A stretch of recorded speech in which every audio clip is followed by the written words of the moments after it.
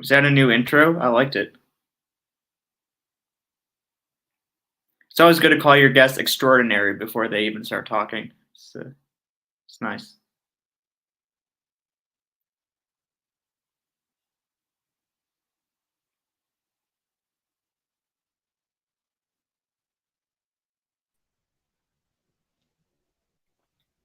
Yep, you got it. Brand new intro, the whole shebang.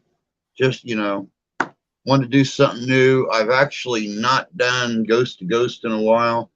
And when I started it 2 weeks ago, it's like, man, I'm going to start off with brand new everything. Nice. So, Hi, JJ Adventures.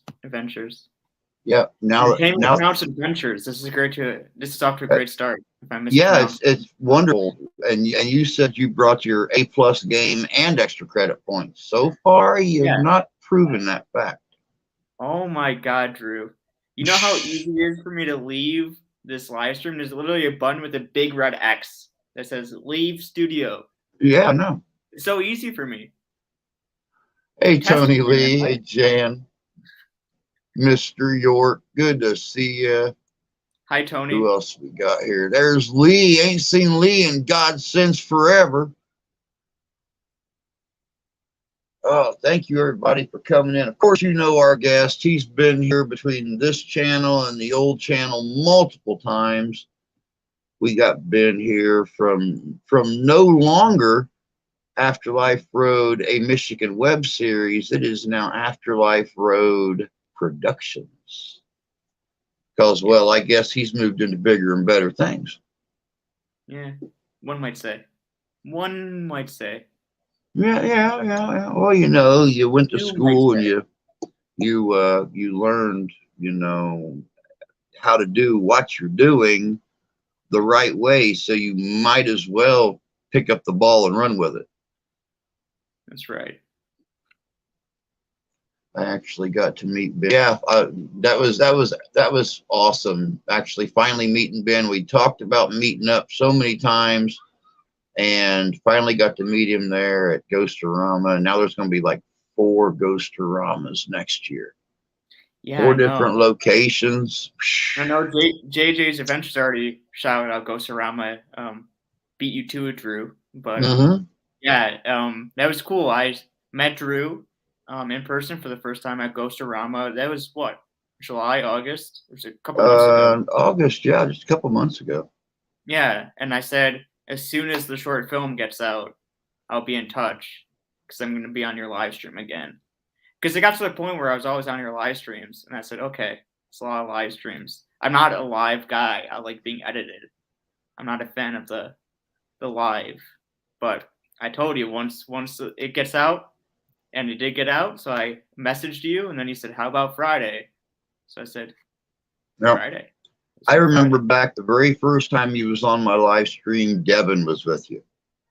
And apparently she didn't like doing live streams because you've been on your own every time since. So it's hard to coordinate with people. If you want to coordinate, the easiest way to coordinate amongst people is have the least amount of people possible. Very true. Yeah. So some just wish I could be edited. Nah, we like you just the way you are, Tony. Yeah, you guys are great. Lee. I've been behaving myself, best I can. Well, I know you guys. You have a fun little crew that watches your stuff. So I purposely wore this blue on blue. So if anyone decided to green screen me out, I'd be a floating head. I did it on purpose, blue on blue. Very good idea. I'm just a head. Got no body. Ain't got no body. Ain't got no body. What was it Marty Feldman done in Young Frankenstein? Oh, I haven't seen that in so long. When he was the head sitting on the shelf next to the Abby normal brain. Ferris the fam. Howdy, bud. Good to see you. Who got my message? I was just on Ferris the fam just posted an investigation I did with them at Mouth Cemetery. So if you guys want to check that out, go check out Ferris the fam's YouTube channel. It was a really crazy investigation. We just posted. It's like a half hour long. I watched it yesterday. It's brought me back to that evening. It was a crazy evening, and I forgot actually because I didn't film much of it. So I'm the type of person I film so much that my memory, if that, like I barely have a memory at all to begin with, but my memory is pretty much only what is filmed and what I edit from those investigations. Um, so since I didn't film much of it, I forgot a lot of it. Someone watching their video yesterday that they posted of the investigation brought me right back, and I was like, "Oh yeah, that did happen." A lot of weird. Have you been to Mouth, Drew? No, no, Mouth Cemetery? nope. I Um, was I was actually going to go to that investigation with you and Kyle and Trina, and I never got any final word on it or anything, so I wasn't able to make arrangements with Lisa to come and grab me so we could go to Mouth. So yeah. it was very last minute. And a lot of people didn't make it, Hmm. so we did what we could, and it was. Yeah, I think I said it in the video. I don't know if I said it in the video, or if I just said it like off camera, but it's one of those places where if it wasn't haunted, that would have been fine because it was just a weird place. Like Really? there were so many weird things we just found where it would have been just weird. It didn't need to be haunted to be just strange. So now, Well, we were already talking since, like I said, a lot of people couldn't make it. We were talking a little bit about going, and I guess a lot of people didn't. The communication wasn't the best amongst people. I guess I don't know. Some people were sick too, so we were talking yeah, about going back anyways. So you'll be there when we go back. definitely so. Definitely so. Because in the 2.5 years that you and I have known each other, we've met once and never done an investigation together. We were So talking about a couple things coming up maybe soon, and then we were talking about something about at the.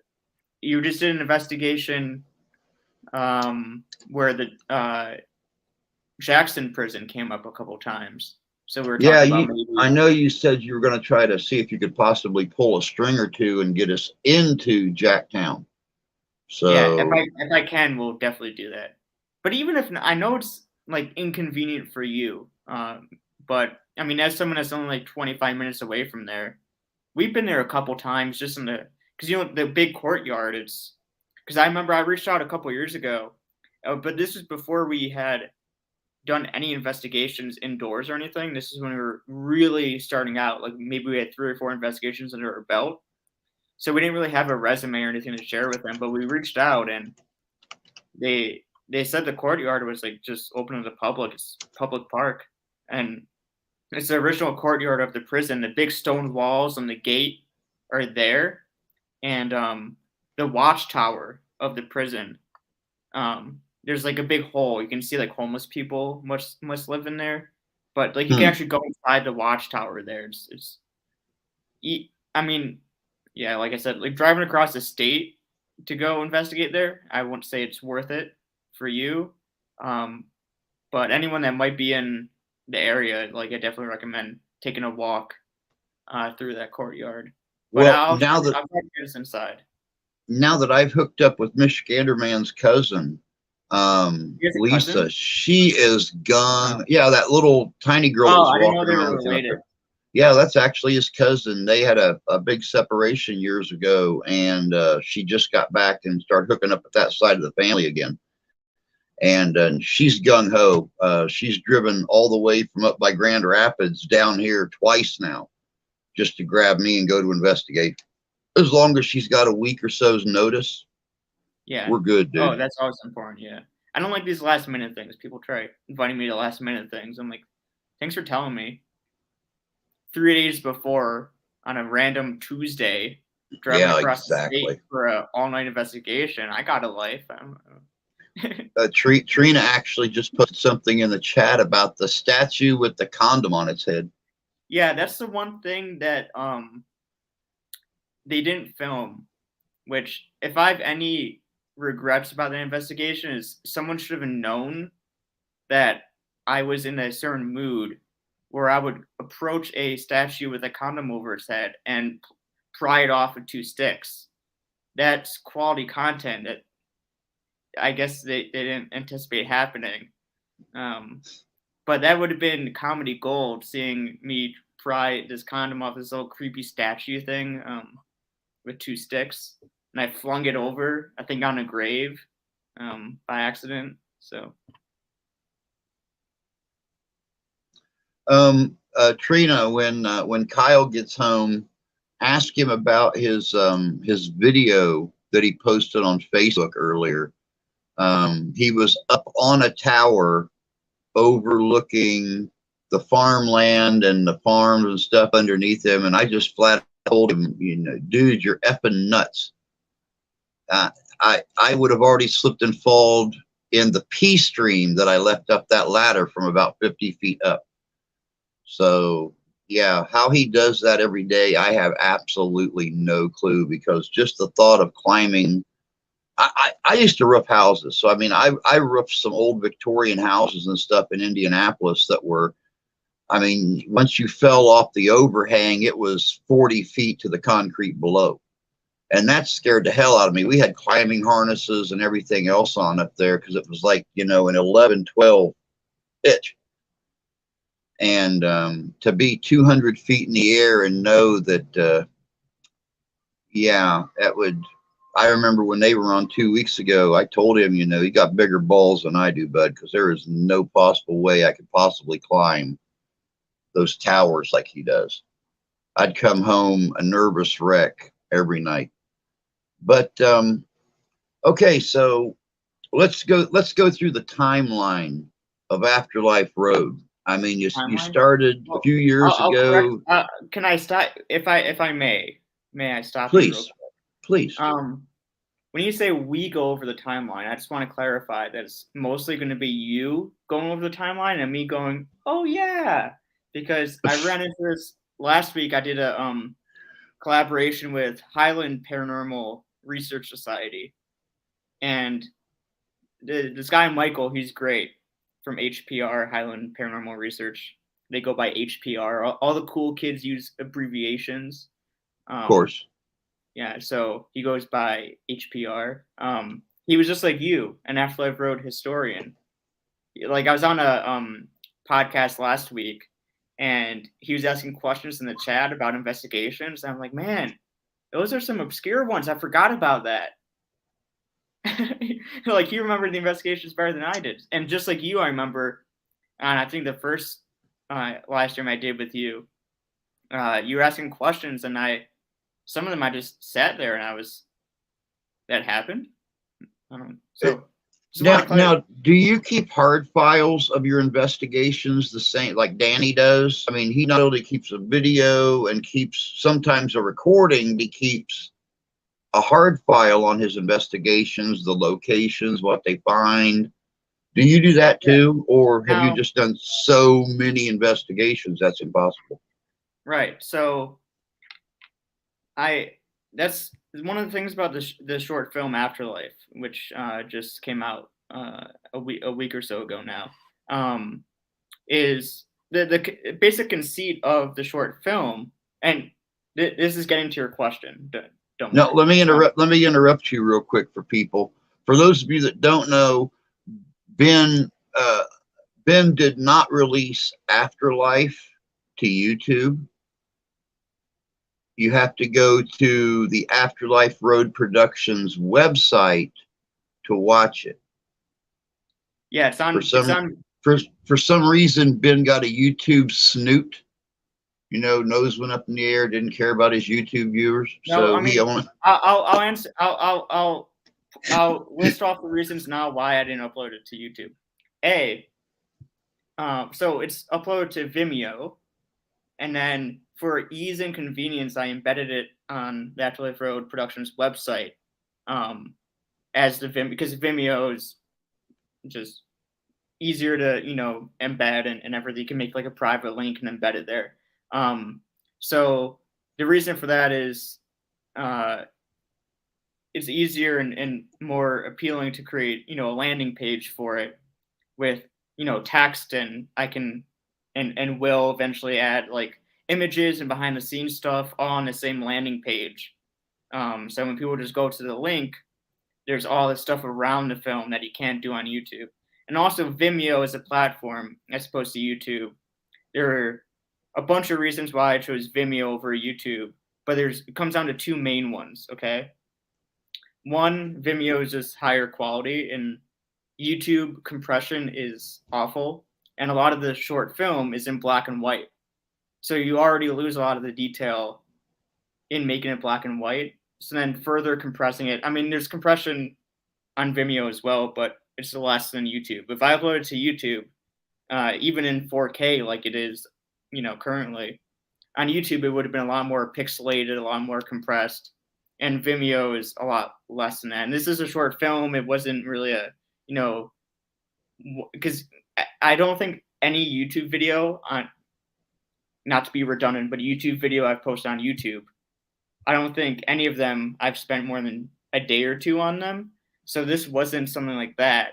So I wanted it to be shown in highest quality possible, and Vimeo allows higher quality than YouTube. Oh yeah, you've been working on this thing for months. Yeah, but also the really cool thing about Vimeo is when I first uploaded it, because MSU is wild. This film wasn't affiliated with MSU, so I had to blur all of the MSU, MSU Spartans, with the Spartan helmet. All the Spartan helmet logos I had to blur out in the film because that's MSU trademark, and MSU is crazy and they'll come after you. So I had to blur all the trademarks. And when I first uploaded it to Vimeo, a couple of the, times I blurred out the trademark, a couple of them didn't export properly, and they didn't track to the logo. But Vimeo has this feature where on Vimeo you can just re-upload the file anytime you want, many times you want, and it won't change the link. So you can replace the actual video itself without changing any of the view count, comments, link. So I can just share the link out one time, change it as many times as I want, and I won't have to go back and change any of the posts or links people may have saved. So I uploaded it, and a couple of the logos weren't blurred out properly. So a few hours later, I just replaced it. If I upload to YouTube, I would have been very mad. Like, oh, I just shared out the link, and now I'm going to take down my post and then re-upload. Didn't have to do any of that. Just very subtly, no one noticed a thing. Nothing got changed. So many reasons I uploaded to Vimeo, but I'm really surprised that MSU would throw a fit. I mean, you got your start with Michigan State University Paranormal Society. Well, I mean, that's where Afterlife Road. See, I made the executive decision where so the Paranormal Society uses the acronym MSU in their name, MSU Paranormal. So I decided not to blur the MSU, even though technically that's a trademark, but that's a trademark within a trademark, and the MSU Paranormal Society I was able to use. So I was like, okay, whatever. I can always, if they throw a fit, I can always just change it after. But yeah, there's no mention of Michigan State directly in it for that reason. Black and white helped too, that any of the trademark colors didn't appear in the film. So that was helpful. Yeah. I mean, I know a while back the Paranormal Club used a Spartan logo in their logo, and MSU threw a fit saying, you are not an official MSU club, and they made them change all the merch designs, all the logos, everything. So I wasn't getting involved with the Spartan head. That was the thing I made sure to blur, just the Spartan head. Speaking of the MSU collars and stuff like that, next time you talk to Devin, tell her I'm still waiting on that gift box that she mentioned on the very first live stream to irritate the hell out of my wife with, since she's a Notre Dame fan and she don't allow any Michigan stuff in the house. So I'm still waiting on my MSU hat and all that stuff I can walk around the house in, and it just pissed my wife off every time Notre Dame plays them. I'll tell Devin. Okay. What we were getting at, Oh, about keeping a log of stuff, right? Hmm? So when I first started this short film, the conceit of it that I wanted to do was tell the story about us being in college investigating paranormal, right? But tell that story as we return to a place we previously investigated. So I can use oh, we're going back, you guys, as sort of the umbrella story to tell the bigger picture story. Um, so that involved me going back on the hard drives, looking for, what did I have footage of? And in the early days, college kid, freshman in college. It's not like I had the money just to buy new hard drives every couple of weeks. Those things are expensive. So I just deleted the footage and, after a couple months and replaced it with new investigations. And we did so many investigations in those early days that I really don't have much footage from the first year or so of investigating. These days, recently, especially since doing the short film, I've realized how important it is to keep all the raw footage. So I have like all the recent ones. I have all that stuff. But back in the early days, a lot of it's just gone. So it's sort of a miracle, and I've said this repeatedly to the us just Afterlife Rope people, Sarah, Devin, all of them. I've said it's a miracle that I filmed as much as I did at Rosevere Park, which is what we ended up using as a backdrop of the film. It's a miracle I filmed that much, which, if you look at my track record, especially in other, because this is one of the first investigations we did. It was like probably the 10th or 11th one we ever did. Back then, I didn't film that much, especially since the videos were. I know people may say the videos, nowadays are short, but back then they were literally like 2 minutes each, So I didn't film that, and we didn't. We usually stacked them all where we did a bunch of investigations in one night. So I would film maybe 20 minutes one place, 20 minutes the next, adding up to, you know, the average we do now, which is a couple hours, but a couple hours spread amongst like a few places. So it's a miracle I filmed as much as I did, as if I knew one day I might want to use all this footage. Most of that footage never made it in the initial video we posted in 2018. So it's a miracle I filmed all of it and somehow didn't delete it, which I deleted all other investigations at that time. So it was sort of a miracle that I had this footage to work with. And who knows? There's probably even more footage that I deleted some of it, but kept. I don't know. But to answer your question, I sort of used. We didn't film every investigation. We've done probably 200 or 300 investigations, but I think there's only been 130, 140 videos. But sort of the videos themselves are sort of like, I don't know. I view them as home videos, sort of, or sort of like the documentation. Yes, a lot gets edited out, especially in those early days. We edited out a lot of the feelings or whatever because no one wanted to be seen as like, oh, psychic or anything like that. But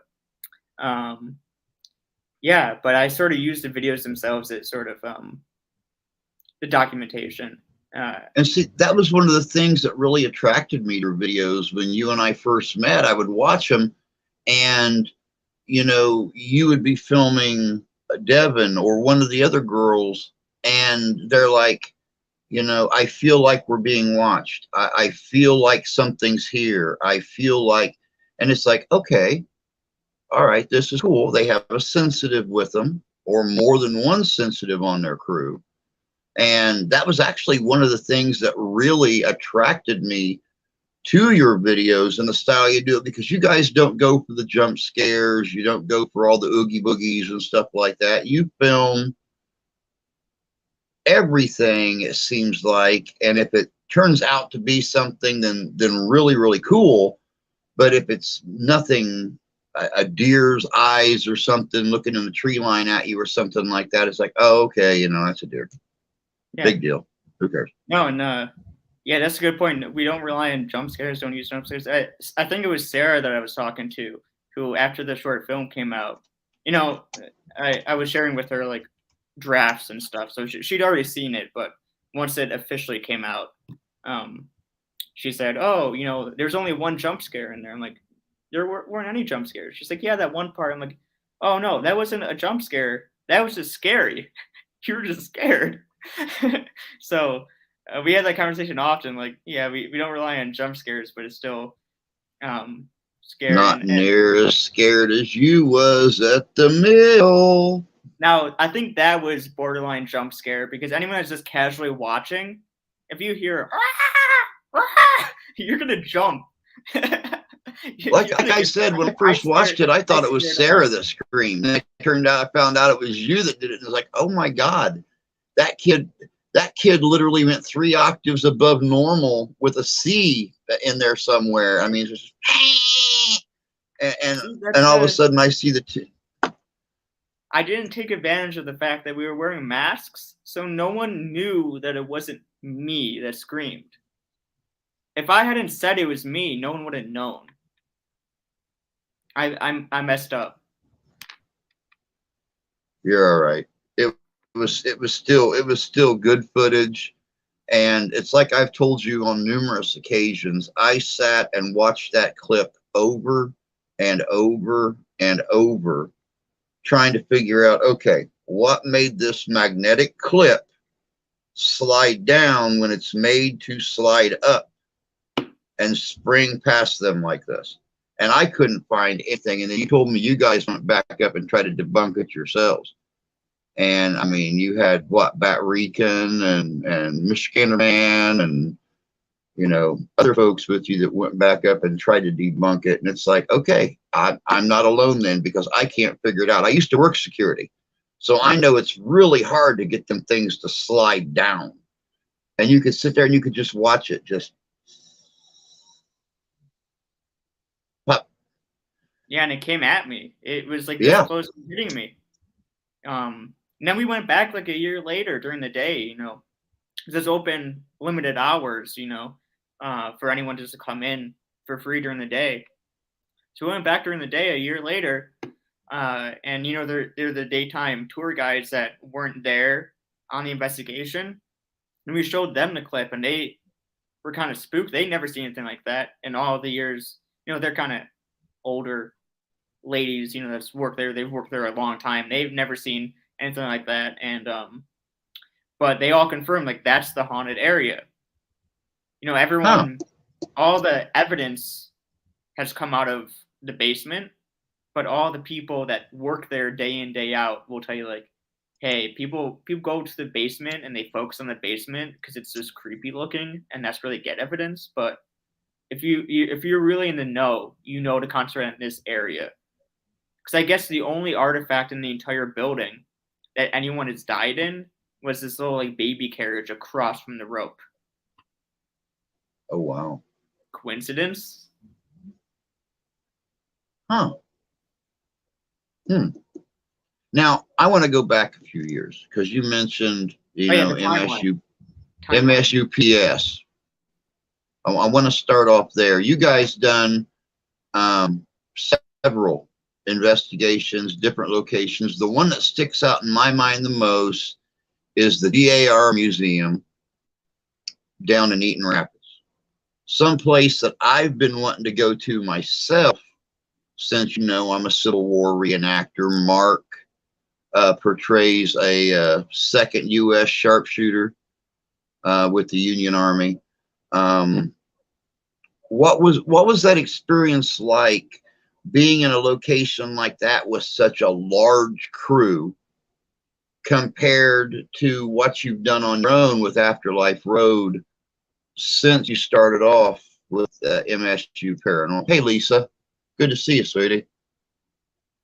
Yeah, I think that's a good question because the MSUPS ones, when you're in the club does 1 or 2 investigations a semester, right? So totaling to 4 a year, because essentially what they do is you have the standard membership fee where you give your $10 at the beginning. You don't have to, but all the extracurriculars are $10 in the pool. So they use all the money to divide up amongst 4 big investigations. Um, and still, some are outdoors, so they get canceled. So I think that year that was the only one we ended up doing, just because, uh, you know, Blizzard. We scheduled an outdoor one on the day of a terrible storm, so that got canceled. Um, it's kind of a gamble, and it's always a big crowd. I mean, the club starts out where there's always over 100 people in the club at the beginning, so they schedule a giant investigation during the first month of the club, just as like a test, sort of. You go to a massive cemetery where you can easily spread out in small groups, but still, after that first investigation, it goes from like 100 to 30 or 40 because people just get too scared. They're not. They think they can handle an investigation, but they can't. But still, 40 people is a lot. Um, and I think the GAR, I believe, was right before COVID. I think it was early Mm-hmm. 2020. So that was before was a site like capacity limit. Because one of the things about COVID is there was a capacity limit, so we could only investigate usually in groups of 10. So we would have to stagger it out, which was helpful. But then I think that GAR, there was like 30 of us, in small groups, like, 5 to 8, on each floor, because there's like three or four floors, so we were able to spread out. But still, a big group like that, it's not really an investigation, more so like just a fun time. It's hard to concentrate on the actual activity, and it's hard to really catch much since there's so much excitement in the room, so many people you don't really normally investigate with. It's like, yeah, there's a 3 or 4 core Afterlife Road members. Then you add in 30 other people that you barely know, that you maybe met 2 weeks ago in the club. So it's just different energies you're not acquainted with, different energies that maybe they're there for different reasons. Maybe they're just a thrill seeker, not really there to conduct a respectful investigation. There have been times where we've had to remove members who maybe it's their first investigation they've ever done, and they're just not following the code of ethics, I guess, of investigation. So we've had to remove them. So it's it takes a couple investigations to really feel everyone out, and for everyone to feel out investigating. Um, and then you can kind of tell who you want to be a part of your core crew and do Afterlife Road with. But yeah, places like that, it's a bit difficult to concentrate on the investigation itself. So for that reason, maybe doesn't stand amongst my favorite investigations, just because I don't remember much of it in terms of an investigation. I remember having fun and how cool the location was. I don't remember how it felt being there. The ones that stand out to me are the ones where I can watch the video and be taken right back to, like, the video itself has a feeling to it, where I can just watch it and be transported back to that moment and be like, oh yeah, I remember exactly how it felt there. I remember exactly what happened. GAR was just a cool place, and I'd love to go back. But yeah, like you said, it's a bit distracting being in this large group like that, but it's not necessarily bad either. It's just different. It's fun. It's more of a fun hangout, and as I opposed to just seem like you get more activity when you have a lower number of people. yeah, Like, well, it's easier. Ghost-orama was Lisa's first investigation. She was interested in it. Rob brought her down, left her in our care to make sure she had a good time and that she was safe. And for a first investigation, that wasn't bad. But I mean, you had 70 people sitting up there in the top of in the top of the playhouse, and then we went down to the first floor, and she got a lot of activity, but it wasn't a one-on-one. But since then, I've taken her to cemeteries and stuff, and she's actually got that one-on-one interaction.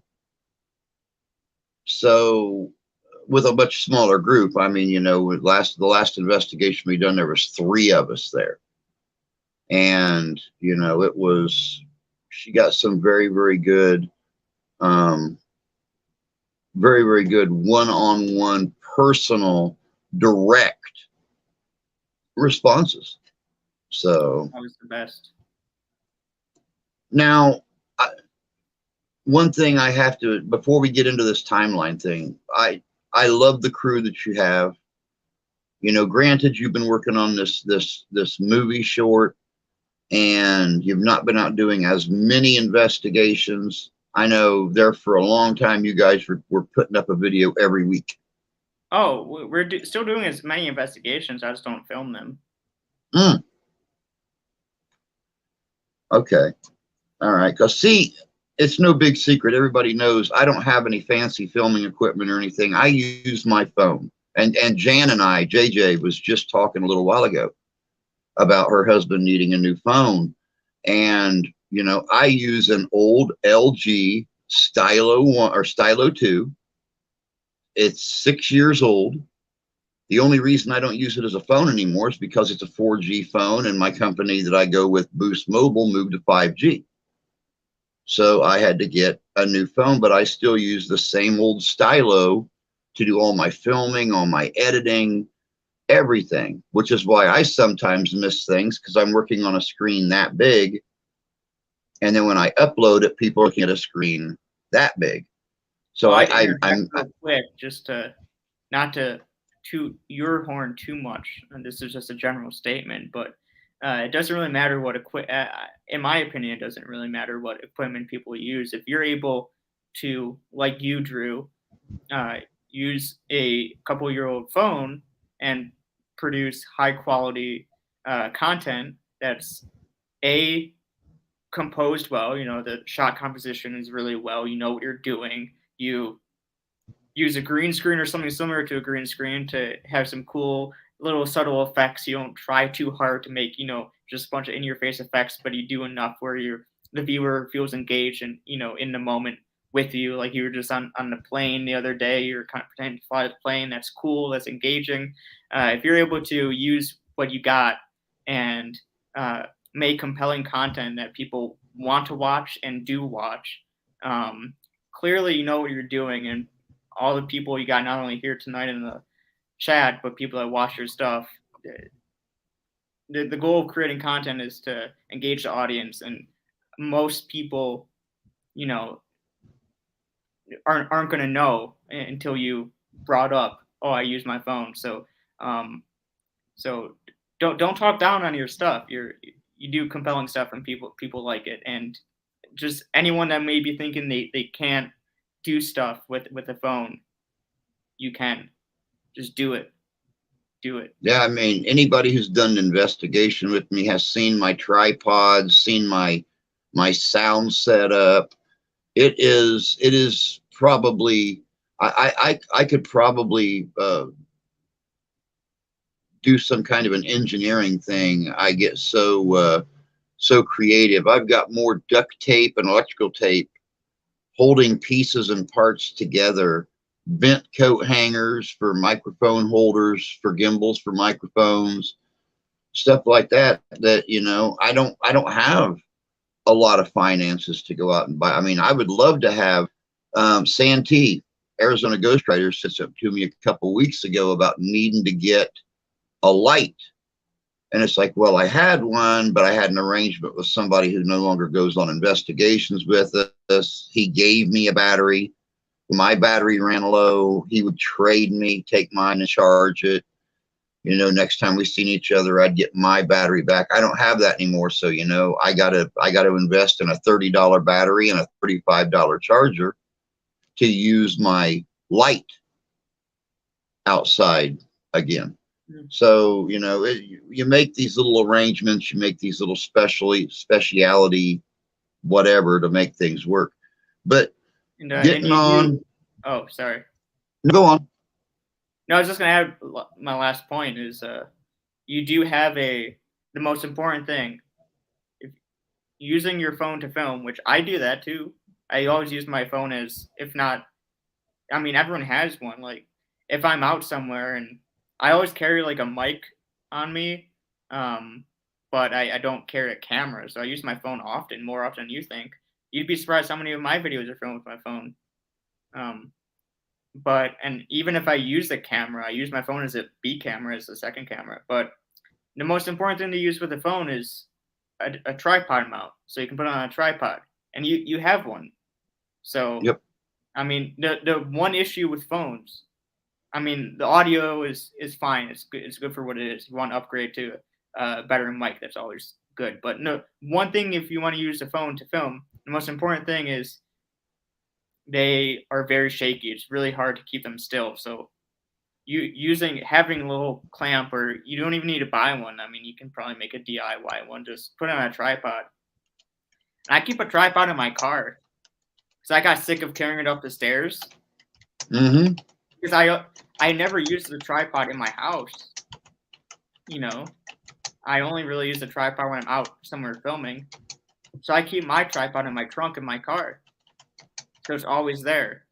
And I have the phone mount on it. So there's never going to be a situation where I won't be able to just pull over and film something that looks good with my phone on a tripod. Because I always have my phone on me, and I always have a tripod. And I try to remember to carry like a cheap little mic,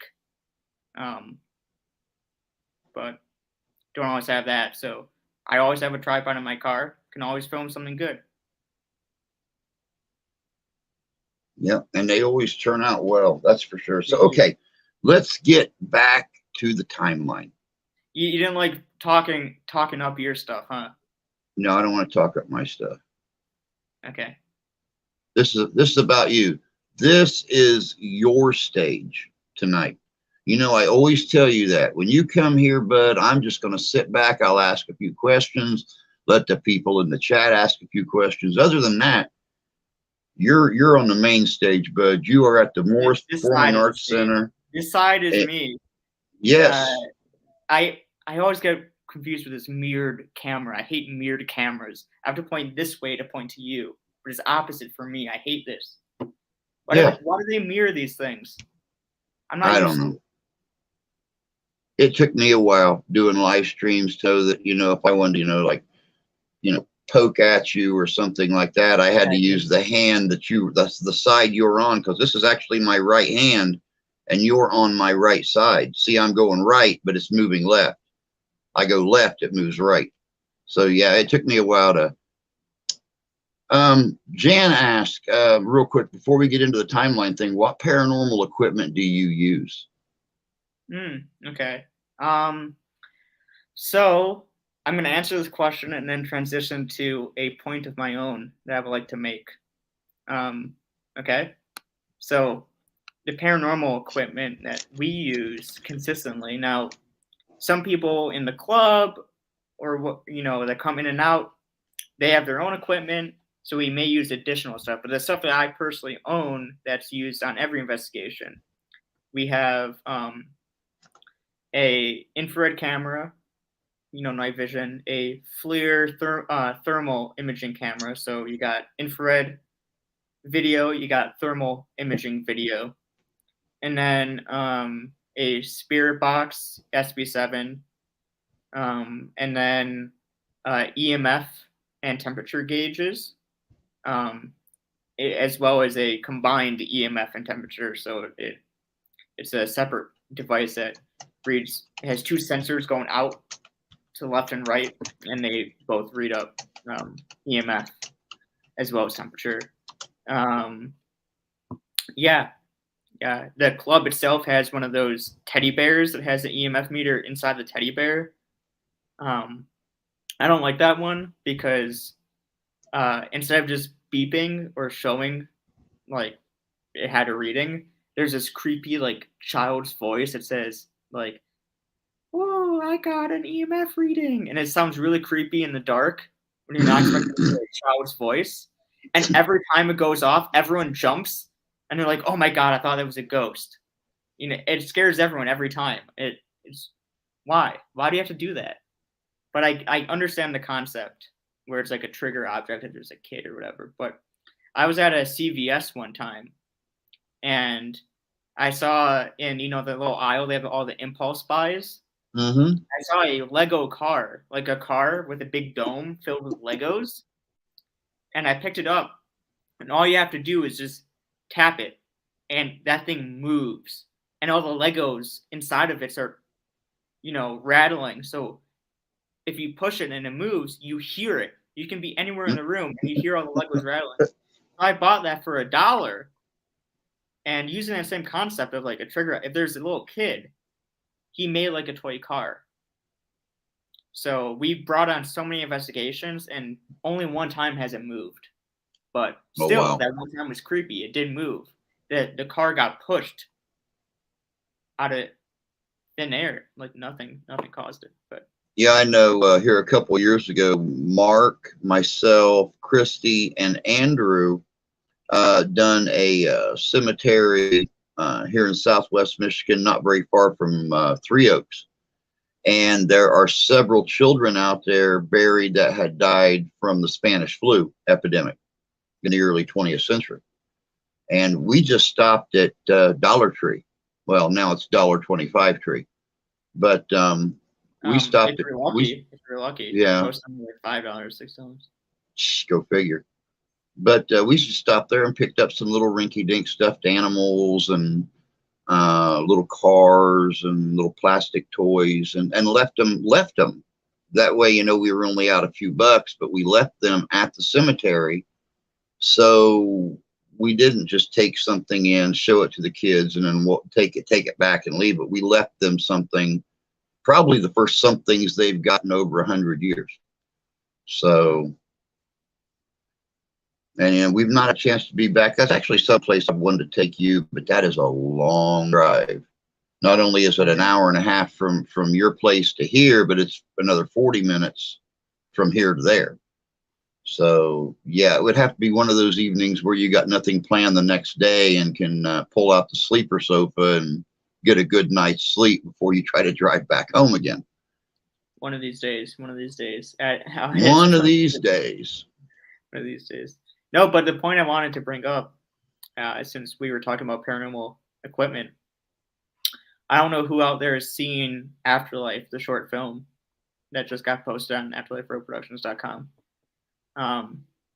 Drew, have you seen it? No, I have not seen it yet. I actually just found out the other day that it had been posted. Yeah, that's the algorithms for you. But here's a fun fact. No one catches on to this until after it's posted. This is one of those, like, did you notice moments that no one notices? And I will spoil it for all of you guys just because it's a cool fact. No one picks up on the fact while watching it. There's zero paranormal investigating in the entire thing.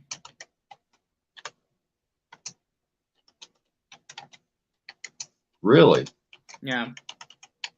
Don't drop too many Easter eggs. The entirety of our investigation, literally, if you cut out all of the noise and all the context, surrounding it, it's just us walking in the woods. Not once do we pull out equipment in the entire film. There's no equipment at all. No EMF, no spirit box. I mean, we do have a thermal camera, but that's just we're filming. That doesn't really count. We're not investigating with it. We're just filming with it. Not once do we attempt to interact with the spirits. Not once do we call out, if there's anyone here, can you speak with? None of that. There's no investigating in the film. I mean, we did investigate. I just cut it all out. You didn't need it. We caught so much cool stuff with the spirit box, but I didn't need to show it. So much stuff happened with us just walking, not even acknowledging anything around us. Us literally just being there walking, we didn't have to investigate or show any footage of us investigating to make it the most active location we've ever been. Now, more stuff happened with us just walking out of the car down a road than hours we spent with all the equipment out. So I'd argue that even if you guys out there don't have equipment, you got the right place. You got a place that's active. It's gonna make itself known. You'll know it's active. And that's the thing that's I know a couple people found pretty scary about our short film about Afterlife is Could have been anyone. You don't have to One of be. You don't have to be. Investigators. You don't have to have equipment. You don't have to be there knowing it's haunted to get out of the car. Just walk down the road and have this stuff happen. mhm. We we, Now, we one were of your just followers, Jeff248, just came in and said, Ben, I've been following you a long time. Where did your love of the paranormal come from? oh, who is this follower? It, They don't comment Jeff any of my stuff. It must be one of Jeff your followers. 248. Yeah. Apparently he does, and you just don't see him.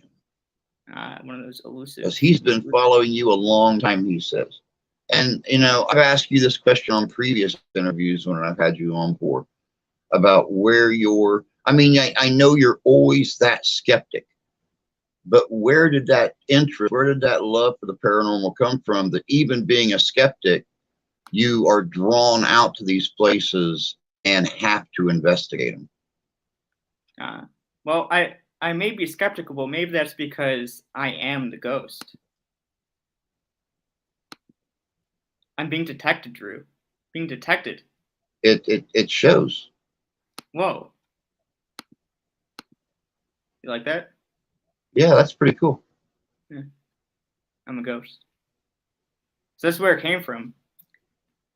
I am part ghost, so it's always been there. Well, that explains a lot. It really does. It really does. No, really, honestly, what That's my honest answer. that's your honest answer? Okay, all It's right, we'll it's, stick. it's There you go, Jeff. He is part ghost. I I'm don't know part. which parent contributed the ectoplasm, but yeah, now we know the truth. Part ghost. Part ghost. Part ghost. All right, what's next on your timeline? Okay, you got your start when you started MSU with MSUPS. What made you decide, okay, this was kind of fun when I was in college. Now I'm a graduate. I've got my future ahead of me. I've got my career ahead of me. Oh wait, I really love doing paranormal investigations. I'm going to get my own crew together, and I'm going to keep doing them. Well, there wasn't really a thought. I mean, we've always been our own crew. We've always been a subset of the MSU Paranormal Club. So it just sort of happened. I mean, some of us graduated when I did in 2021. Some people were a year older, so they already did graduate. Some people were a year younger, so they graduated, um, this past year. So we were always still doing it. There's always still people in the club. One person's still in like grad school or something, so they're still, at MSU. So people are still in the club who are part of Afterlife Road. So it's never really been a thought of, and still doing that short film. I mean, I was only really working on, the short film as it is, now being released, the one in the form that it is now. I think I've only been working on that short film, the one that everyone gets to see, for like a few months. So really not that long, but still for like a year or so, wanted to do a short film like that. So it was always just, doing stuff. Guess it just sort of happened naturally that, I mean, just because you graduate doesn't mean you're far away from each other. A lot of us still live in the greater Lansing area at most. I think Devin lives the furthest. She's up north somewhere, so that's still only a couple hours. She comes in for the big investigations, so it's not much different, to be honest. We're still looking young, feeling young, acting young. Are young. True. So who's the oldest member of the group then, and who's the youngest member of the group? And Devin's puppy dog don't count. I remember seeing him in a video or two. So That's you're really testing how much I know about these people. I believe Sarah's the oldest, and When is the youngest? We'll go with that. We'll go with that. Okay. I know when their birthdays are, but I'm not good When with you get hate mail for Sarah or from Sarah telling that she's not the oldest, you'll know why. So. Yeah, I mean, I'm used to the hate mail. What can I say? Okay, so we're into the afterlife road era now. What are some of the best? I mean, I keep referring to you as the skeptic, even though I am part skeptical myself. And I really, when I sit down for the 18 or 20 hours that I edit these videos before I put them up, because a lot of people don't understand how I can go out and do an investigation on a Monday night and post the video on Tuesday night. Well, it's because my dumb butt don't go to bed when I get home from the investigation and I start editing, and I might doze off for an hour in my chair, then wake back up and edit more. So it's usually 24 hours or so before I edit or before I upload. Yeah. But what are some of the best investigations that you've gone to that have really made you just kind of almost tilt over that precipice of no longer being skeptical? Yeah, there's a whole short film about that I just posted on afterliferoadproductions.com. I think what he's saying, guys, is that if you want to know the answers to some of these inquiring, earth-shaking questions that I'm asking tonight, Actually, I have an idea. I mean, since a lot of you haven't seen it, I can just read part of the script from the short film. Okay, let me pull it up.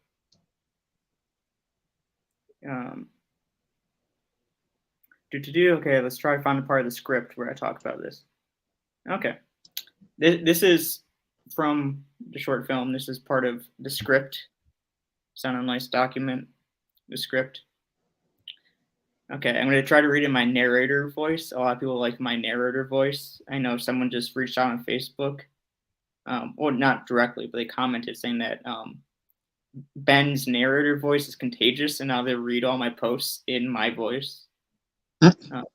So, as a filmmaker, I documented the entire 4-year journey. You know, afterlife, going on your timeline, it's 4 years. You're in college, 4 years. But in that time, visiting the most haunted places around, I've never seen a ghost. We've been to over 200 places. Literally, since the first month of freshman year, it's been 4 critical years of our lives that I'm sure we spent looking for ghosts, paranormal stuff. Man, I really went off script in the movie. None of this sounds familiar. I'm just not realizing. That's why I kind of looked down. I was like, what? So I guess this isn't an accurate. This is how the script originally was. And I guess if you guys watch it, I guess I'm not spoiling anything. But still, I can't deny there's one experience while filming. Hear that? One experience while filming that I still cannot explain.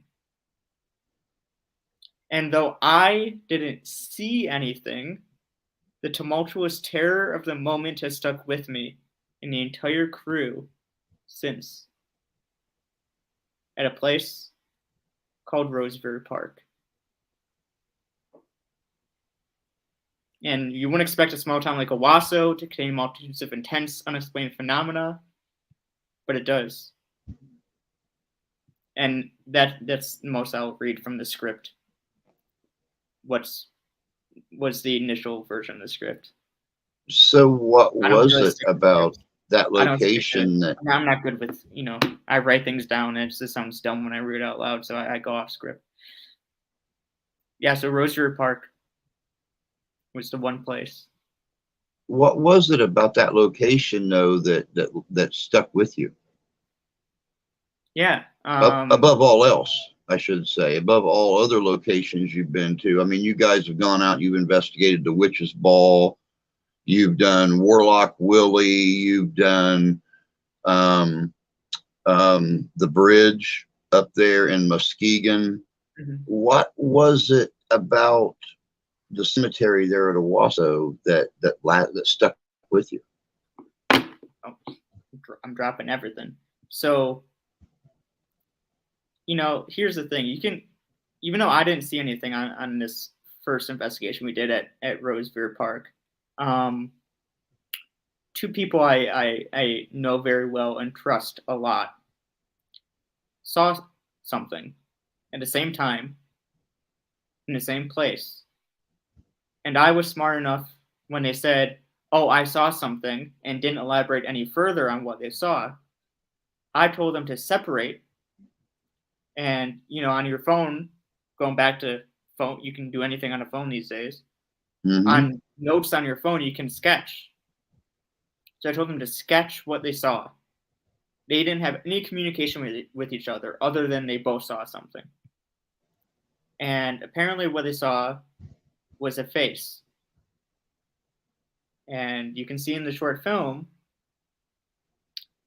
they separated and drew the face that they both said they saw. And it's the same exact face.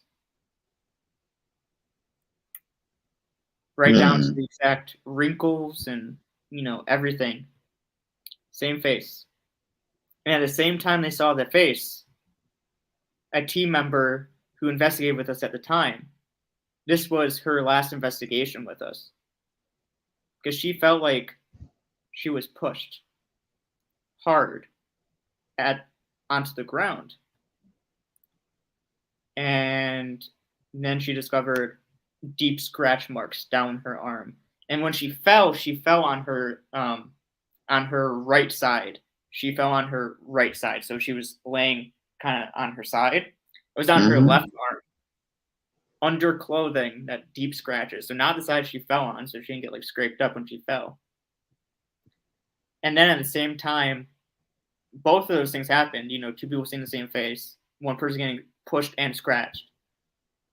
I heard a gunshot that no one else heard, and it was captured on camera. So when I played it back for everyone, their jaws dropped.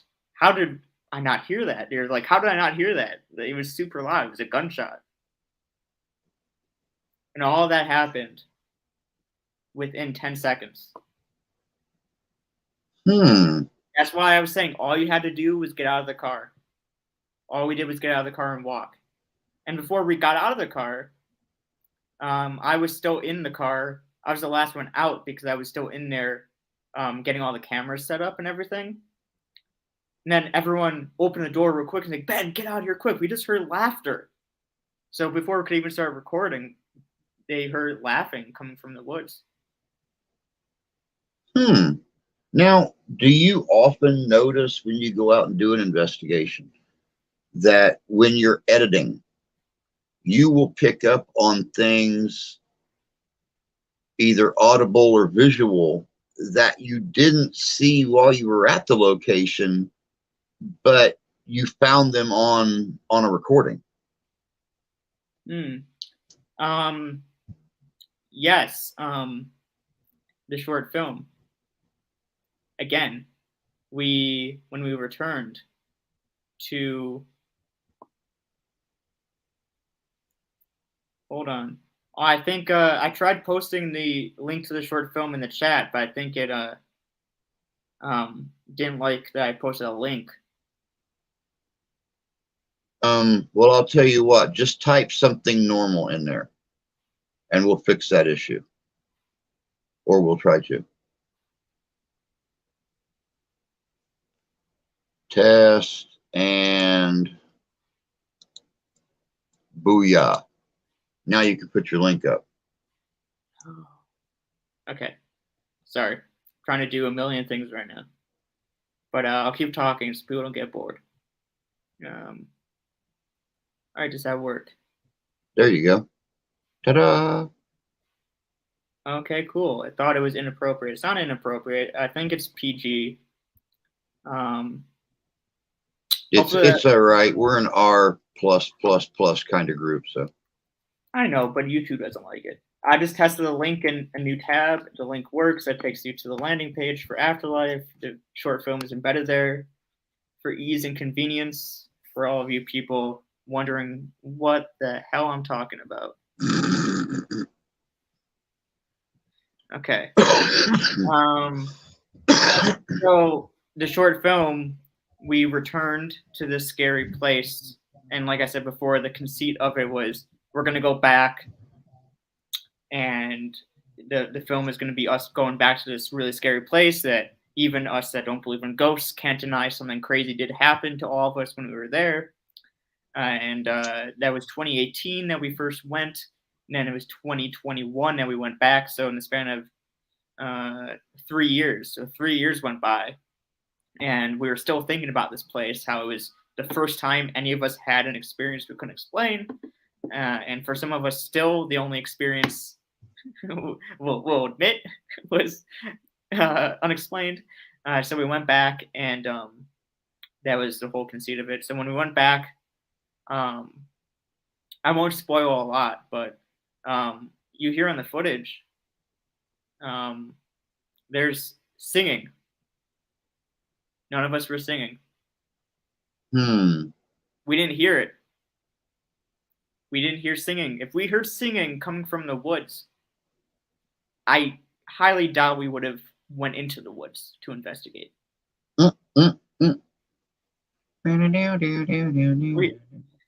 We purposefully, this was like the day after like a big blizzard here in Michigan, snow. So we purposely went because it's a public place. It's hard to fully secure a public place like that. Woods from human contamination, from stranger danger. So we thought if we went the day after a blizzard on a random Tuesday or Wednesday, no one in the right mind is going to be out there. But even if they are, we have the thermal camera and we can see their footprints in the snow. So we were hearing stuff all night. Again, you don't see us investigating at all. You just see us walking in the woods, and then we just stop and we're like, wait, I thought I heard a voice. Okay. And then just kept walking. That's all. All we had to do was just walk. And we heard stuff, didn't see anyone around. Yeah. So, and clearly we didn't hear singing. None of us were singing. Yeah. I mean, if you remember Opera House investigation that we did, I tried to get everyone there to go on stage and sing to give a fake performance, and no one would sing. Everyone got shy. So if no one would sing for a YouTube video, no one's going to sing for a short film. Yeah. Yeah. So with the way that you react to a lot of things, I mean, a lot of people that would watch your videos and they would say, oh my God, how are they staying so calm? Oh my God, how has Ben not, I'm gonna make the joke now because I can. How has Ben not screaming like a goat and running away?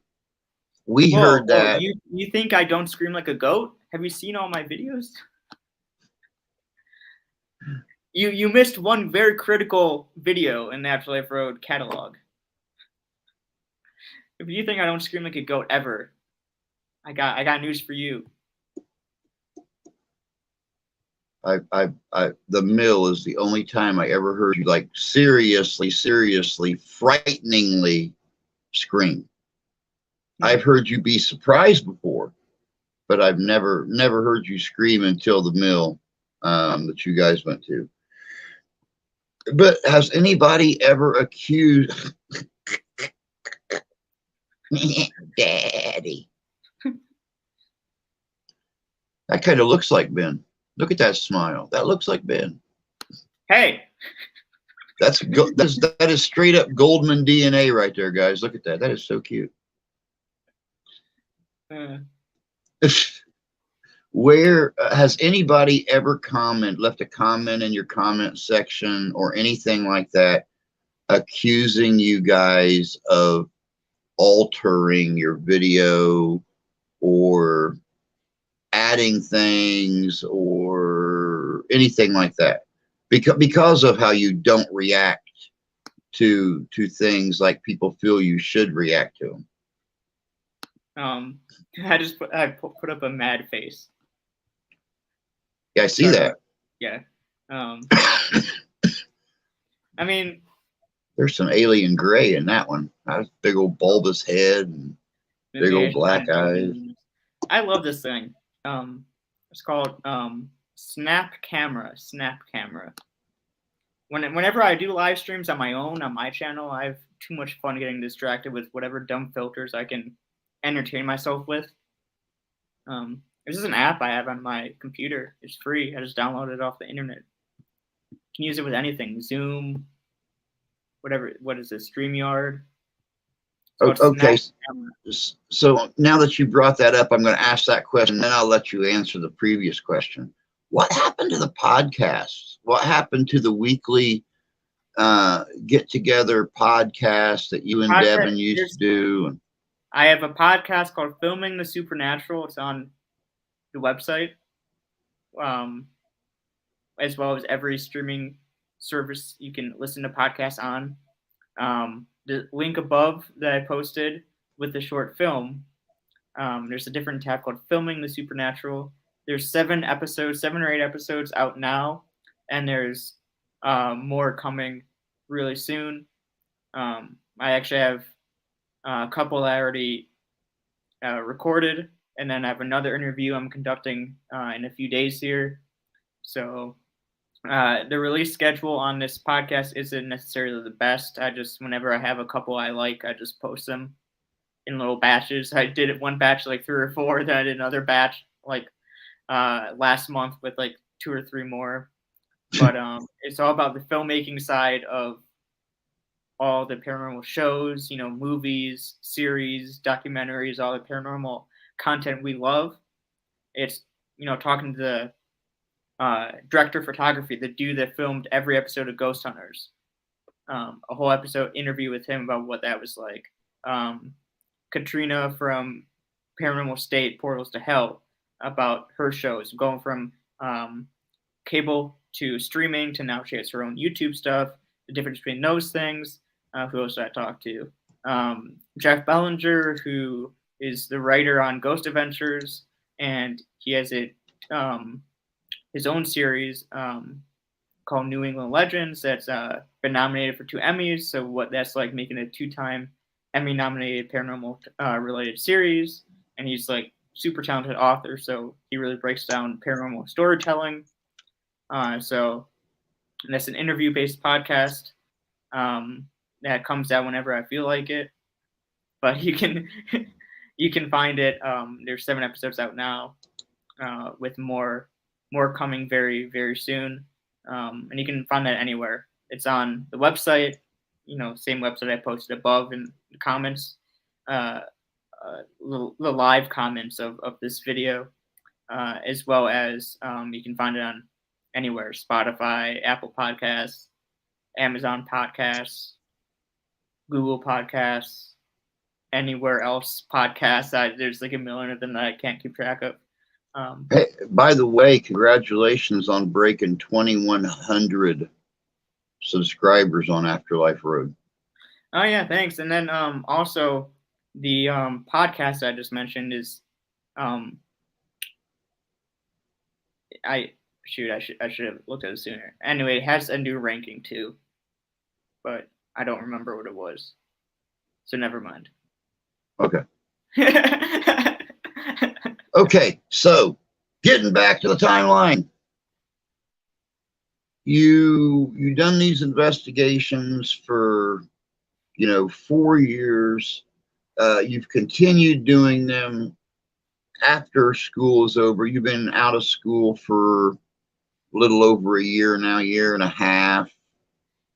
For those that don't know, what was your course of study at MSU?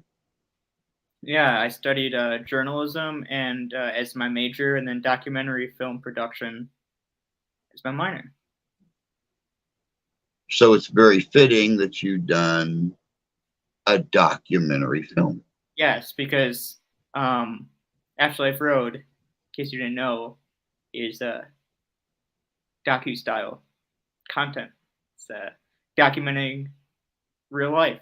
It's not, as you alluded to before, has anyone said you're fake or anything like that. It's not narrative content. It's real life. It's real. It's real. It's very real. Sometimes it's too real.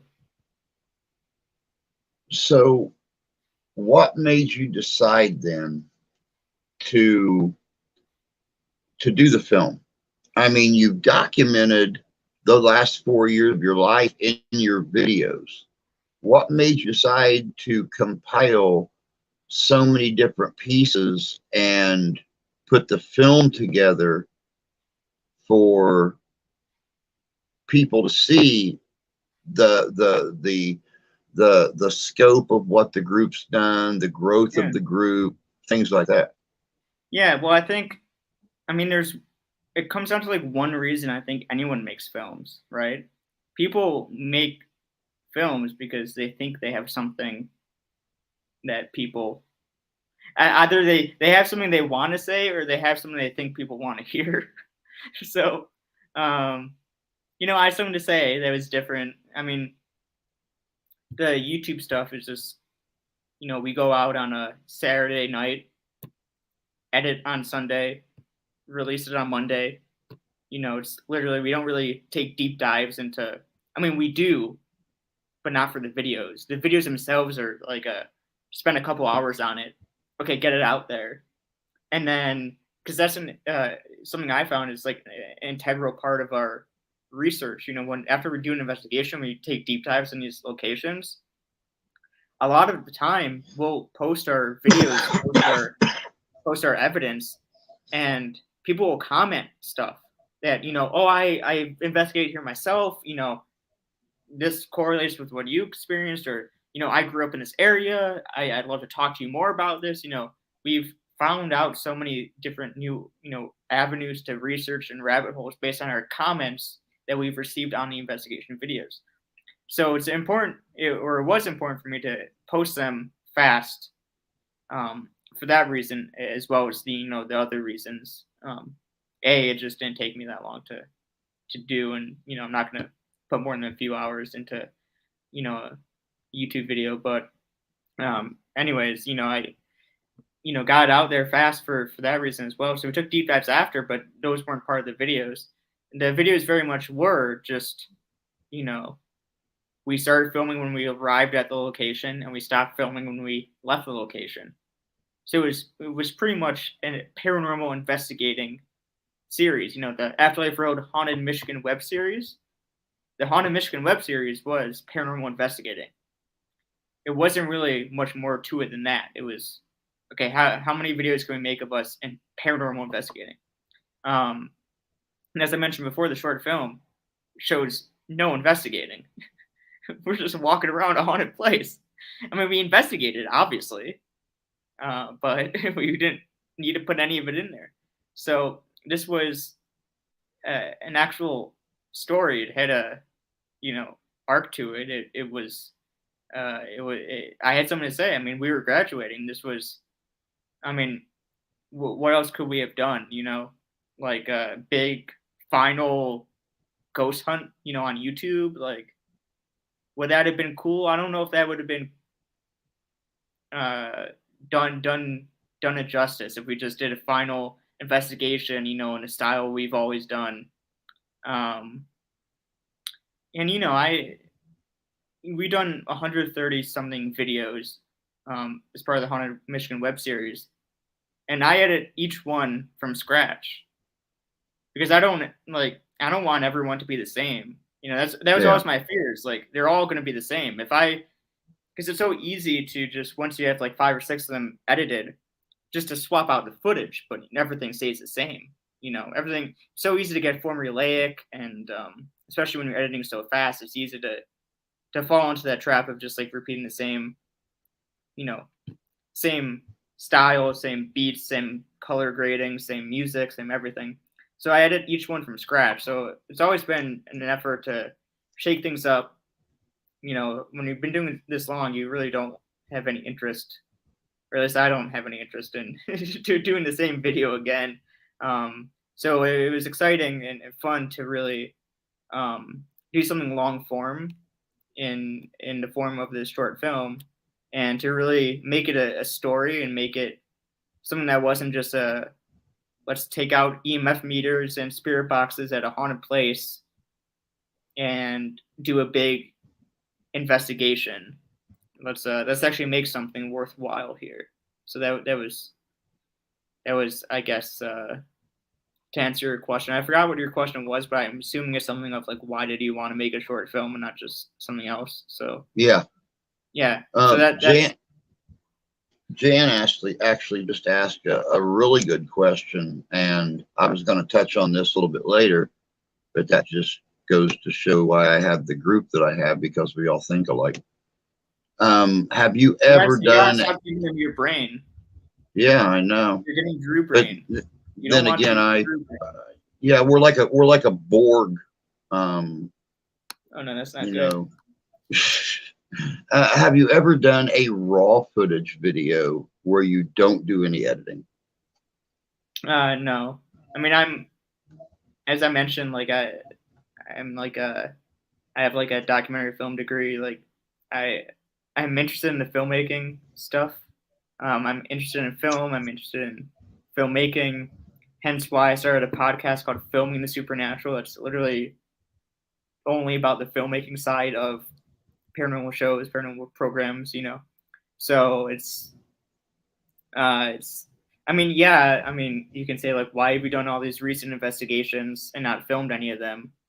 But I'm at the point where I'm not going to film it if I have nothing to say with it. I'm not going to film a random investigation just for the sake of filming it, especially since it's like a distraction from other stuff that's more worth my time. But in terms of posting raw footage, that never interested in me, because I was always interested in filming the stuff and editing the stuff. That's part that's fun is the editing, especially since I film and edit them. I really film to how I edit. That's something I've learned to do well. If someone else edited any of these Afterlife Road videos, I'm sure it would come out like crap, because they're not used to my shooting style. Because I really shoot differently when I know I'm editing it, and I do little tricks that make it easier and faster for me to edit, just because I know how I work. But yeah, we don't really post raw footage. I do have a playlist on YouTube on my channel called Ghostly Encounters. That's just like evidence. So if we catch good evidence, I'll post like, if not the raw clip, like very, very, very barely edited, just like, you know, a 20-second clip of evidence. So I'll post like the evidence separately, if that makes sense. But like in terms of like posting a raw like 2-hour investigation, no. We've done a couple live investigations where we do like a live stream like this, but like that's kind of different. But in terms of pre-recording and posting a full long live stream, haven't done that. But post a raw evidence, yeah, because some stuff is pretty cool. And I mean, when people don't know how to explain something, they just resort to, oh, you faked it, like it's a hoax. So if you can show raw footage and show the metadata and show that you didn't hoax it, I mean, no one's saying it's a ghost. It probably isn't, because I don't really believe in ghosts. But, you know, say you faked it, just that's a straight up hoax. That's not true. Well, hope that answered some question. Since I had no clue. I've been forgetting questions, so I just start rambling. That's okay. Rambling's good. Since I really didn't know what you've been up to, maybe it might be a good idea to, you know, once in a while, upload one of your podcasts on YouTube, or at least put something on there that, you know, announces that you're releasing stuff, because until I just happened to run across the fact that the movie had been posted to the website, or just now, you're talking about the podcast being posted on there. Well, I had no clue. Drew, let me read this to you. I posted something 1 month ago, 2 weeks ago, 7 days ago, 2 days ago. So in the past month, there's been 1, 2, 3, 4 videos on my YouTube. Well, let me just see here. I already got you pulled up right here. Oh, let's see here. Month ago, filming the supernatural, Mouth Cemetery, Afterlife trailer. 8 days ago, ghost hunter gets scratched at haunted Oak Hill Cemetery. And that's a classic. That's a investigation video. That's like the good old days. That's the last one I had filmed that never posted because it had kind of something to do with the movie. So I waited till I've been holding on to that one for a long time. We filmed that in April, and that was the last investigation we filmed before the last of the people graduated in May. But I've been holding on to that since April. Since then, since it did have to do with the short film. So I was like, once the short film comes out, I'll edit it. So the other day I sat down and edited all that footage. It was a bit strange editing something from so long ago. Because much like you we'll film it one day, edit it the next day. So usually I know exactly like when things happen, and I'm able to like go like, oh, here's when this happened, But it was like watching the investigation for the first time, and it was kind of cool because we caught some voices on just the cameras and stuff, so that was cool. Yeah, let me see here. I watched. Let me get this email off my screen here so I can actually see what's going on. Looking at emails. I watched filming the supernatural out now. That's when I realized, it was out. Mouth Cemetery. That's when I realized it was. I didn't know it was out either. But then I got a notification on my other YouTube channel, and I was like, "Wow, it worked! I posted it." Sometimes I don't know if things actually get posted. Yeah, I've not watched the Afterlife trailer or Oak Hill, so I got to go back and watch those. You're so focused on this timeline, Drew. I'm used to the old days. I'm an old timer, Ben. I'm an old timer. Okay, I'm probably older than your dad. Okay, I'm used to things. I'm like an autistic kid. I don't like big changes. So when I get used to somebody doing things a certain way, I wait. I wait for that notification to pop up. It's like, okay, cool. Ben and the crew went out and they released something. Oh, cool. There's another video just popped up on my main screen when I log on in the morning and open the computer up. It's like, oh, cool. I don't get those, and I start wondering. You know what they say, it slows down, but it never stops, Yeah. You may go from a video every week to a video every 2 or 3 weeks, but that's still at least 1, maybe 2 videos a month, That's what I'm doing now. For a long time, it was quantity over quality, and I didn't really like that. So I'd much prefer quality over quantity. The difference between an L and an N is astounding. Hey, Tommy's here. The one that's amongst the tombstones? The one who survives and exists amongst the tombstones. I'd argue that he doesn't always survive so much that he escapes the crazy situations he puts himself in. I couldn't do it like he does it. He goes to some places that makes the hair on the back of my neck stand up. This guy. I'm excited for the Tommy Amongst the Tombstones video premiere we got on Sunday. If everyone is free Sunday evening, there is a Tommy Amongst the Tombstones video release. Drew likes to pull my leg about slowing down but not stopping. seems like a lot of people on YouTube That's what I are do. posting less frequently, but they don't get, pointed out about, like Tommy over here. Thomas, he hasn't posted much recently, but he's got a very exciting premiere coming up here on Sunday, so people should go check that out Sunday night. Obviously, I haven't watched it yet, so I don't know if it's what it is, but knowing Tommy, the quality is going to be superb. Yep. Yep. I always watch my Tommy. I told Tommy a long time ago I looked at him almost like a son, and I watch his stuff. I'm always checking things out, making sure he doesn't get the shit scared out of him and take off running, trip over a tombstone or something like that. It'd be Tommy beside the tombstone. Would Tommy be a fun ghost though? Would he cooperate? I don't know. Like if we do a big collab with all of us, like me, you, JJ's Adventures, Ferris the Fam, Lisa, like Michigander, man, like all these people, and we go to Tommy amongst the tombstone's grave, and we try to investigate Tommy. Would he even talk to us, or would he even just like, he'd be like, ah, you guys?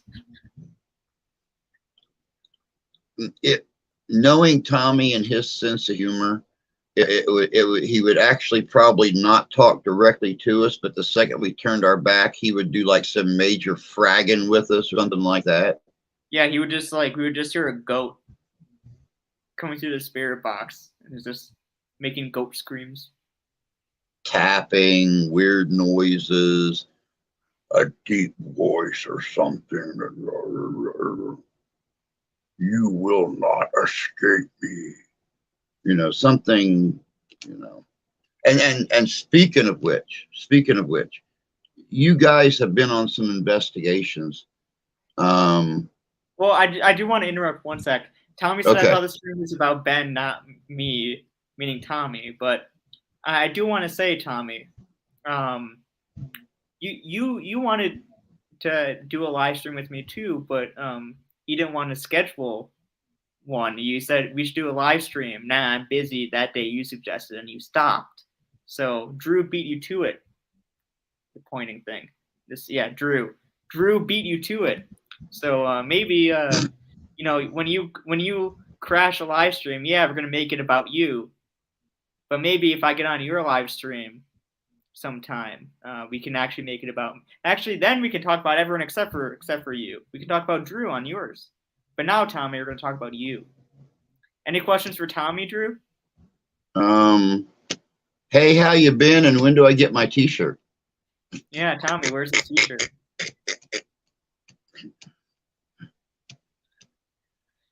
And Tommy can't show his face anymore without people bombarding him with questions and demands. See what you do, Tommy? This was a nice live stream till you. Well, I mean, if we didn't all love Tommy, then it wouldn't be that. Where's his T-shirt? Give him his T-shirt. It wouldn't be that way. You need to know your size. What size are you? I'm a 1X, dude. 1X? See, look how easy. I'm a T-shirt facilitator. Put that on my resume. T-shirt facilitator. I'm gonna get you that T-shirt, Drew. Yeah, because I'd be sporting that sucker everywhere I went. I'd be sporting that sucker. He's gonna be sporting that sucker. All right, we can move on now. Okay, so I was making a crack about Tommy being that ghost that would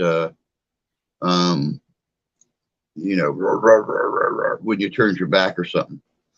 Oh, Tommy has one more question. Tommy doesn't know what he wants. He's like, stop talking about me, and then he asks all these questions. He wants to know if he's shipping it to you or if he has to see you in person. Dude, I would love to see you in person again. I really honestly would. I miss your big smiley face and your handlebar mustache. He does have an iconic mustache. And he does. And he knows it too because he puts it in all of his thumbnails. So he gets a lot of clicks because of that mustache, and he knows it. But I should do it I should put how you mustaches prefer in my doing it, bud. thumbnails. Just a disembodied mustache. A disembodied mustache just laying on top of a gravestone or something Yeah, like with a red that. circle around it. Get a whole lot of clicks. So, have you ever been to an investigation where maybe you weren't convinced that there was something truly evil there, but some of the other members of the crew um, just, I mean, things, the pressure, the feeling, everything is just so unbearable that it really bothers everybody. There you go, Lisa, the porn stash. Was that a question for me, or are you still talking to Tommy? No, as a question for you. All right, good. Let's keep it on me. To answer your question, no, we're pretty much in sync. You know, we're in sync. That's why we make a good crew. And then even if there's some initial, like, oh, you're feeling that, I'm not feeling that. By the end of the night, we all tend to agree. Like maybe at first, like someone feels something, and then everyone else is like, "Are you sure?" And by the end of the night, it's like, "Man, we should have listened to you." So you got to be humble and allow yourself to admit when someone is right. Now, I know you guys done one investigation last year, I believe it was, You're probably right. where you guys had ran across a married couple. You were talking to both the husband and the wife at that investigation, or Are you talking fiancés, about? or Oh, I ghosts. I thought you meant like a couple like in real life crash or no, investigation. no, ghosts, not So I was like, guests. where is this coming from? That would have been really funny. But yes, I know what you're talking about now. There is a brother and sister grave Oh, is that where what they it were was, brothers? communicating. Yeah, yeah. No, what I had in my head was like a real life. Then I caught on after like a couple of seconds of you talking, like, oh, he's talking about ghosts. Um, that would be really funny if like a real life couple just crashed and like, what are you doing? Um, but yeah, we. What was the question? I'm sorry, I was just being dumb. And Um, you're that talking that about investigation where you was talking to the brother and sister, it yeah, seemed like all of you got very emotional because of how they were interacting with each other through you, making their comments and stuff like that. What was that? I'm trying to get into some of the things like that you have felt personally, or you and the girls have felt yeah, personally out on an investigation. What yeah, was that like, knowing that you were basically putting them back together through your own communication? yeah. It's Hey, always Mayhem. cool. It's always cool. Oh, I like your channel name, Mayhem and Miracles.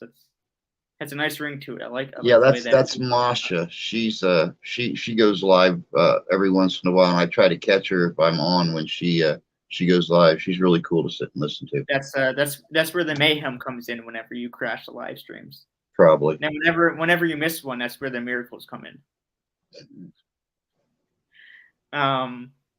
But yeah, no, it's always cool when stuff like that happens, because that goes to show why paranormal stuff is important. You're able to give these people a name, and people that clearly their graves haven't been well kept. You know, you go to a cemetery and all these graves are have flowers or in good condition, and there's some that are cracked.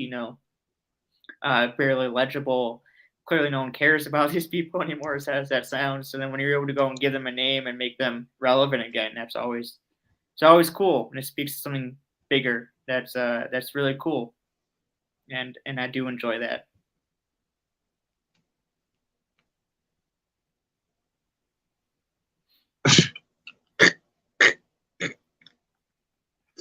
Ben, why are you so short? Hey, Do I you thought the same think thing that's about. why the Hey, ghosts can I pick say on you? something? I thought the same thing about Tommy when I met him at Ghostorama. I thought he was taller based on his videos. He's Which a is bit short. amazing because John is so much taller than he is. Yeah, So obviously, John's holding the camera down here and pointing it up to make Tommy look taller. I don't know. yeah. No. This you always look good when you go from the top down, but it's when you go from the bottom up that you see like the triple chins and everyone's like, oh, I don't look so good. So that's why everyone's like, oh, Ben, you look good in the videos. And I assume people say the same about Tommy because the taller, you kind of.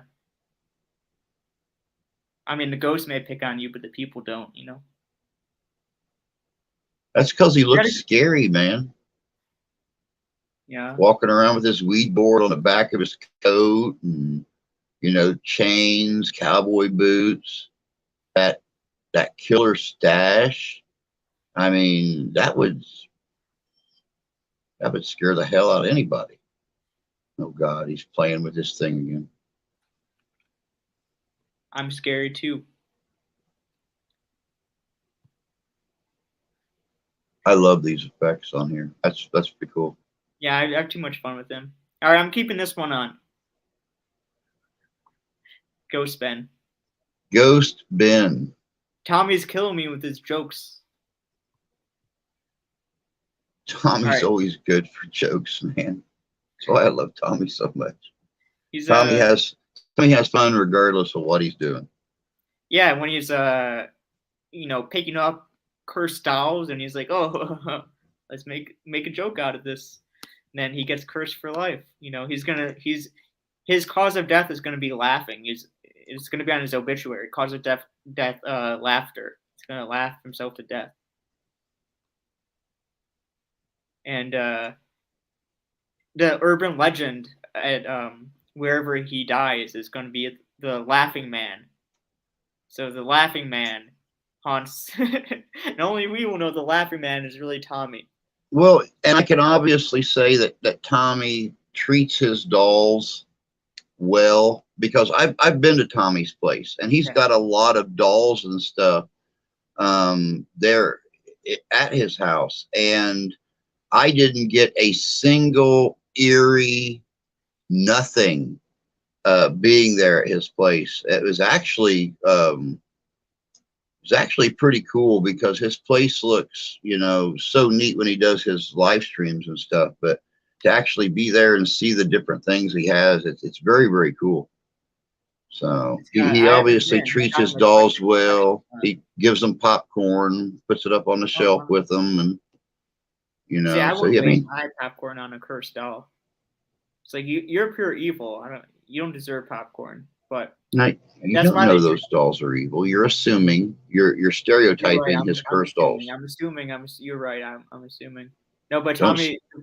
The point is that Tommy takes care of them, and that's He true. gives them a home, and that's probably why they've not eaten his soul yet, because he gives them a good home and he treats them well. Or they can't find a soul, so they just don't eat it. We've all suffered through that one on a time or two. Right. I mean, look at me. So I'm a ghost. yeah, no, let me see here. I don't get picked on like Ben does. I treat my dolls with respect. Zach Goldman over here is another story. You know my cousin? Zach Goldman. Oh, Christ on a cracker. Oh, dear Lord, help us.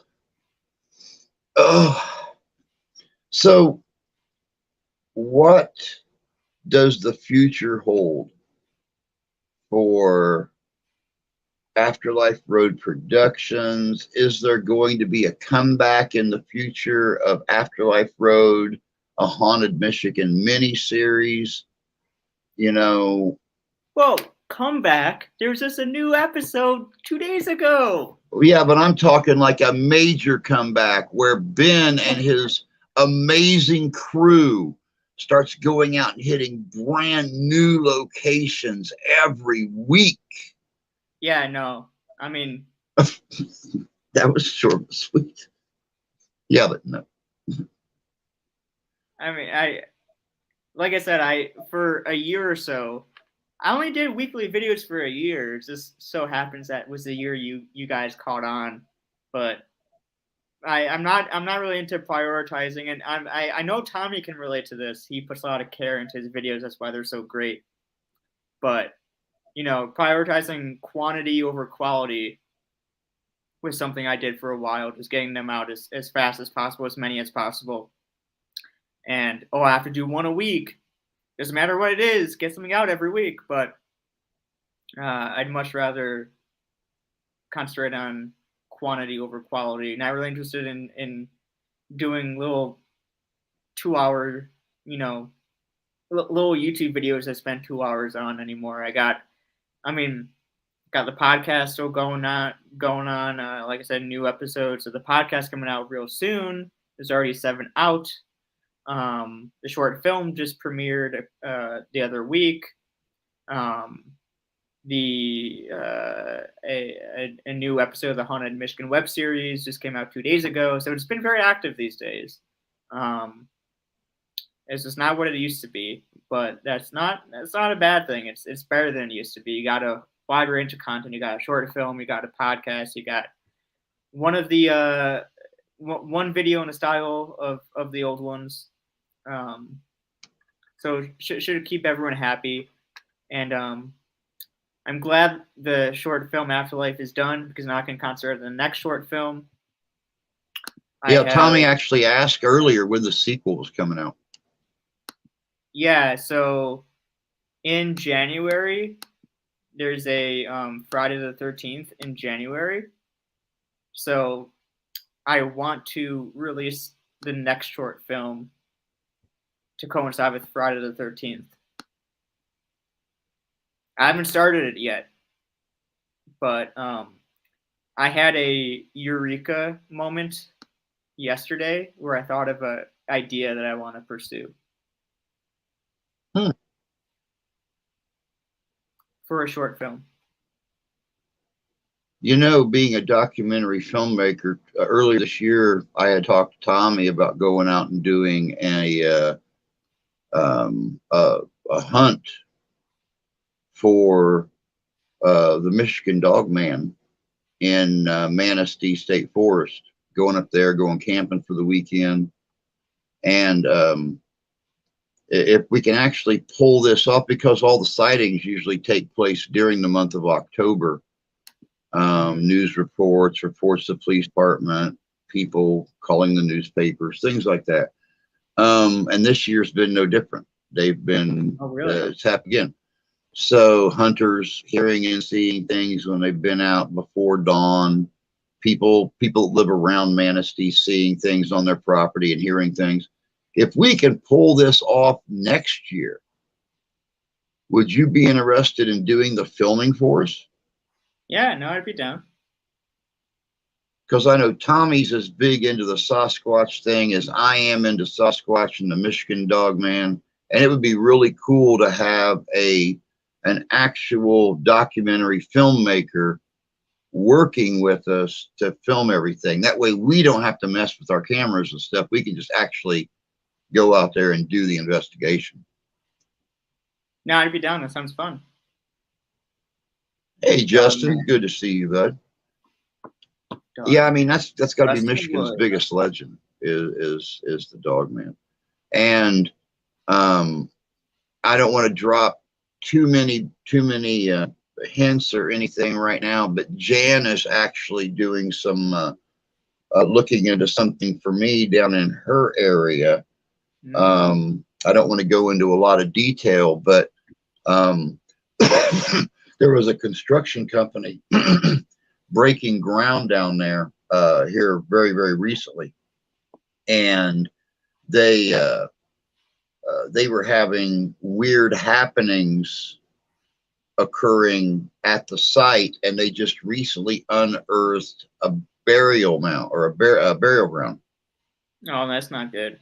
And I done some investigating today, and it looks like it very possibly, because of their location in South Central Ohio, it could very well be a Shawnee burial ground.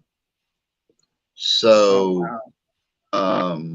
we're going to sit and discuss our next move once she speaks with the people and find out about getting me down there to cleanse the land, hopefully get an archaeological team in to unearth the remains and build a mound in a local cemetery or something where we can um, reinter the bodies with the proper respect and the proper ceremonies and stuff like that. So yeah, it's hey Beth, good to see you. Jan, Interest with Nicole is Beth. featuring. But yeah, I'm all about the Native Americans and their religious beliefs, and we all know we've dealt with cemeteries and stuff before where native spirits um, are there. There's one up in Muskegon that Mark and I have been talking about going to all summer. We just haven't had the entire weekend to go up there. But there are burial mounds in the back of the cemetery, and local legends talk about a skinwalker or a shapeshifter or a spirit of one kind or another that guards that portion of the cemetery.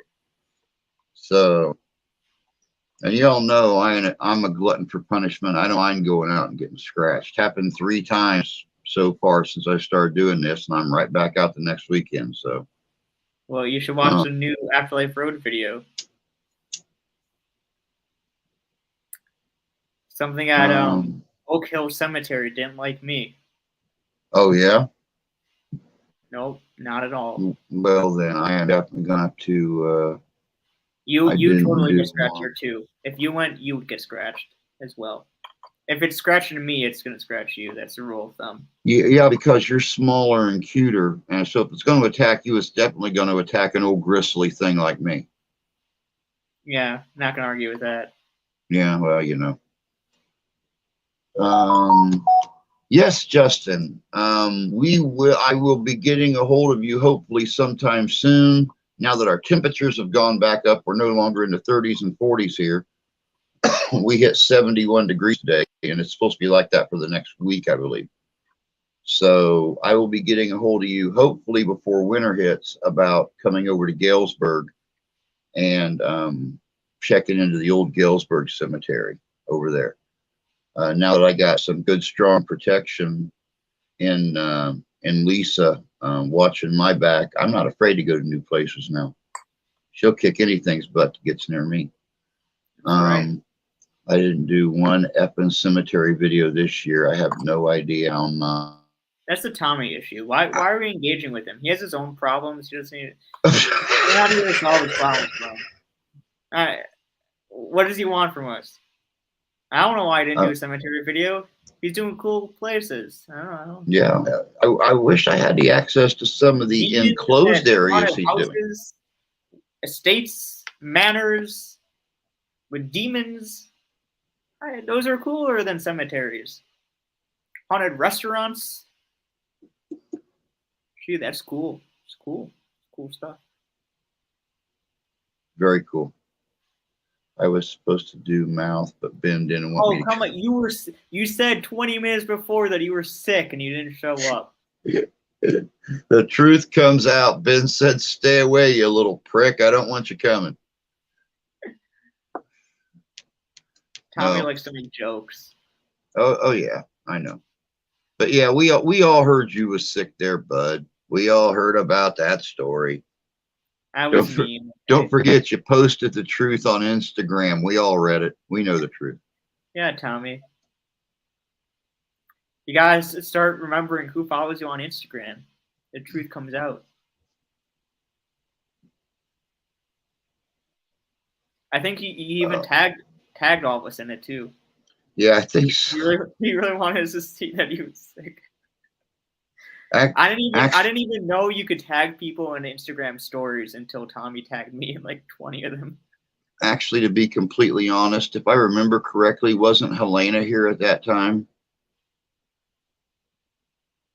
Wasn't she going to do mouth too? Maybe Tommy wasn't sick as much as he was just trying to raise her temperature. I don't know. Well, I don't think we really need to find Oh, out. she's still here?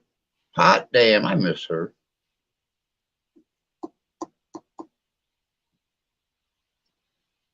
She's so awesome. Another one that I was so thankful that I actually met on YouTube, watching her videos and seeing her in other live streams and stuff. When I finally met her, she was absolutely everything that I had ever seen and on the videos and stuff. I mean, she was absolutely no different. So it was absolutely incredible meeting her and everything. Beautiful girl, sweet personality, Yeah, and I same. mean, Well, when I did an investigation with Tommy and Randy and them at um the cemetery Mountain Home across from Henderson Castle. That mhm. was just for a live stream. But they were exactly how it was like watching a video, except I was there. That's how you know they're real and authentic. Yeah, Um, they're just like they are in the videos as they are in real life. That's love it or hate it. That's who they are. yeah. I mean, that's good. That's good that you know that when you actually hook up with them, they're those same people that you've watched and you've learned to admire and really like their style of doing things. When you actually get to meet them face to face and do a collaboration with them, they're the same amazing people. So, which I knew I was going to like Tommy before I ever met Tommy. I just liked his style. I liked the way he was not soft spoken. He wasn't trying to put on a facade. He was straight out there doing his thing. Yeah, So, he's and very Helena was the same he's way. very Randy, unique. you, He's unique. very unique, very unique. But all right, bud. It has been almost 2 hours. Yeah, we're still talking about Tommy. I don't know. I don't know. I feel Drew like he stalked me for 10 years until he finally messaged me. no, Drew did the same thing with me. He kept the first time he commented on a video, he was like, "I've been watching your stuff ever since the beginning." Then he sent me this big message. He said, "I need to get you on a live stream."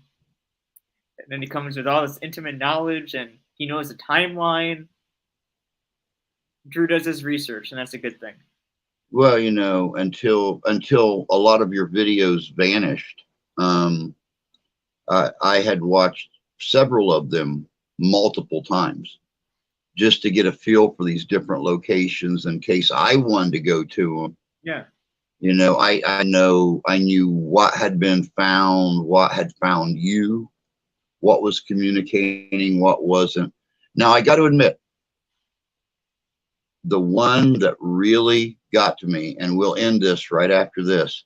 The one that Okay. really got to me is when you guys went up to Warlock Willie's grave. For those of you that have not watched this video, Ben was not only happy talking to Warlock Willie, he laid down on top of Warlock Willie, at least where they think Warlock Willie's grave was at the base of this large tree. He laid down on Warlock Willie and was communicating with him. I've done some crazy shit at investigations. I don't know if I would lay down on anyone called Warlock Willie and try communicating with him. What in the name of God Almighty made you lay down on Warlock Willie at that cemetery? Um, the thing about the paranormal, Drew, and I know you've encountered this in your time filming paranormal stuff. You have to accept the fact that not everything has an explanation. And I know Well, at that least he didn't say you have to watch the video or you have to at watch least the movie. at least for me, that's something that takes a while to accept. Like, everything has an explanation, and I guess that's my answer. Is not everything has an explanation, and that's okay. Sounds like a good one to me. But all right, bud. Hey, Thank no, you it was so fun. much for sharing another Friday evening with us. Yeah, Really thanks everyone in the appreciate it. chat. Except for Tommy. Nah, we could thank Tommy too. Okay, He was okay, actually this thing. pretty. He was pretty nice. Thanks everyone, including Tommy. Special mention to Tommy because he likes the attention. Thank you, everyone.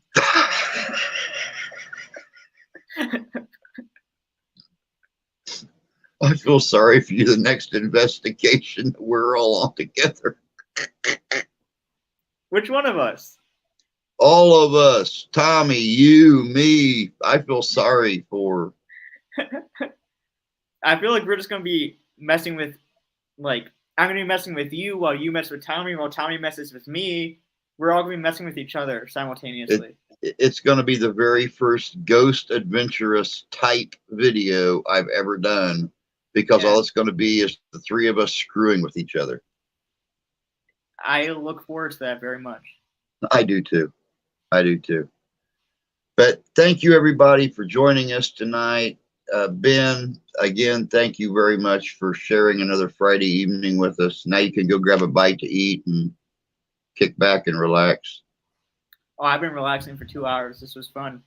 This is Hey, very low pressure, low stakes. You look a little thin right now, so a little worse for wear. I do. You're a little transparent, but wow. Okay. I'll have to work on that. all right. But you take care of yourself. Yeah. Same with you. Have a good evening, everyone. Thanks for stay in touch. listening to me ramble for 2 hours. It's always fun to ramble. That's why I started a podcast. Yep, definitely so. But all right, guys, that's it for tonight. Thanks for coming in and joining us. Thanks for making Ben feel so much at home. Everybody have a great evening. Have a great weekend. Take care of yourselves. Take care of each other. God bless you. God love you. I do. And we'll talk to you later.